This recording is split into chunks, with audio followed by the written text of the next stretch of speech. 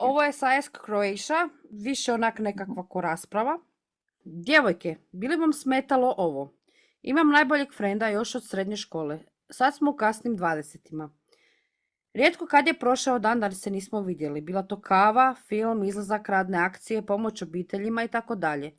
Ne moramo se nikad ništa dogovarati jer se već sve zna unaprijed kako je. On kod mene može dolaziti kad god želi, ima maltene neograničen pristup kao i ja kod njega. Nikakve najave, ono ovo.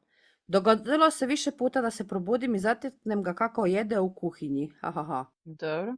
Isto tako sam ja, pošto ima stan u drugom gradu, znao otići i odraditi spavanac i otići bez da je itko znao da sam bio tamo. U biti kužite odnos, jedno istinsko pravo i duboko prijateljstvo.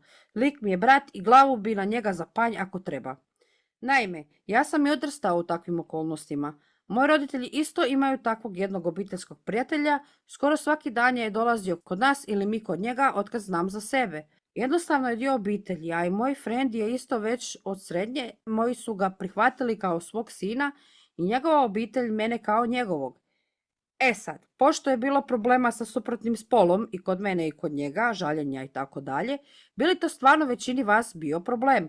Da se razumijemo, naravno da ne bi bio priljepak i naravno da bi postojalo privatno vrijeme samo za mene i curu, da otputujemo negdje sami tu i tamo, aktivnosti samo za nas i tako dalje. Ali jednostavno on mora biti prihvaćen. Nema mene bez njega.